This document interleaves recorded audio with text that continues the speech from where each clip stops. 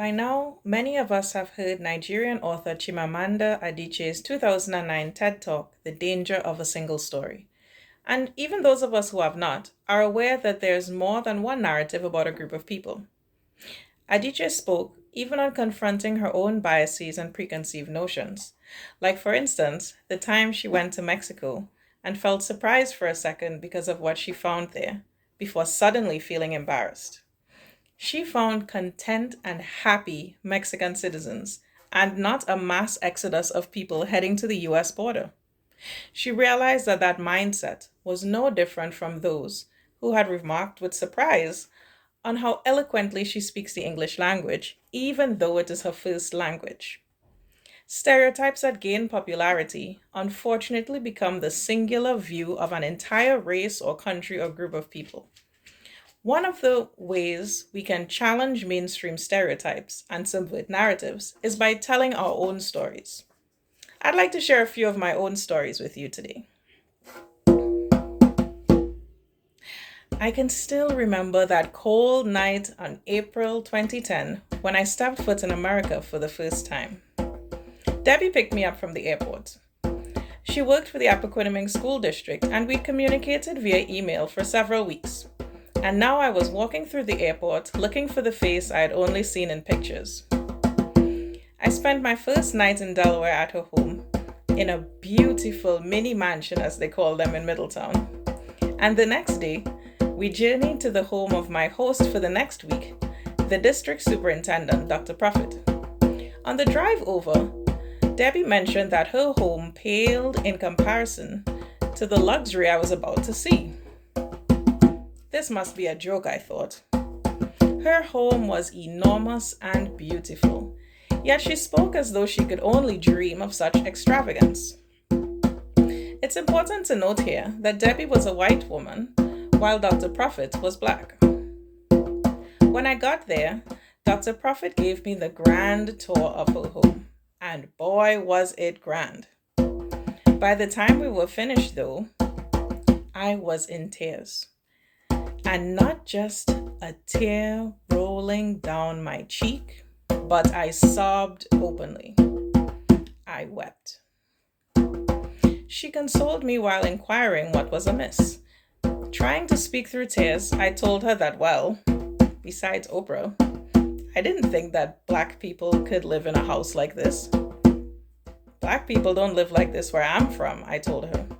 Right then and there, she said to me, we can live like this. We do live like this. You need to go back to school and never stop until you get your PhD. And just like that, the seed was planted. At this juncture in my life, though, I had no degrees, and I had just quit my job for this once in a lifetime opportunity, as I called it. And most people who knew me thought I was crazy to throw away a secure job with benefits for 2 months of teaching middle schoolers how to play the drums and then return home to unemployment. Well, at the end of 2 months, I did return home, not to unemployment, but to education. I enrolled in a bachelor's degree program and later returned to Delaware to pursue my master's, and now I'm a PhD student. Defining myself in that way holds great meaning for me. But before I was a PhD student, I was, and I still am, many other things. Last month, I celebrated my 34th birthday. Though each year brings something new, what is yet to change is a tradition between my mother and I. She enjoys telling me the story of my birth, and over the years, I've come to look forward to this tradition. Last year, for instance, she even started her story a few weeks before my birthday. Nisha, as she calls me, guess where I was 33 years ago today? In Mount Hope Hospital, I responded with a smile as I got ready to listen. She went on to tell the story of being 4 months pregnant with me when doctors discovered that she had a large tumor growing in her chest cavity.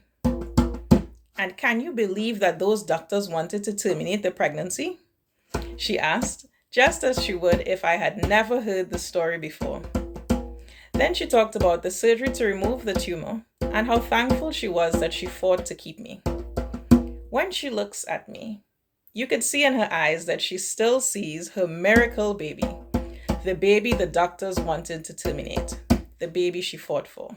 To my mother, I'm her miracle baby. To my high school peers, I was the girl with the drums.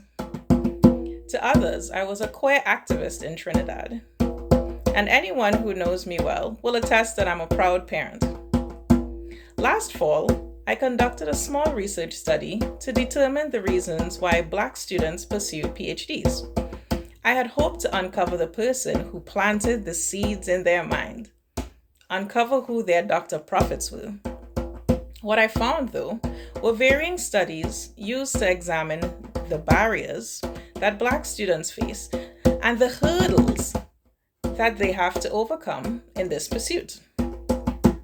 Has this become the single story of Black students in PhD programs? And what other stories do these students have to tell?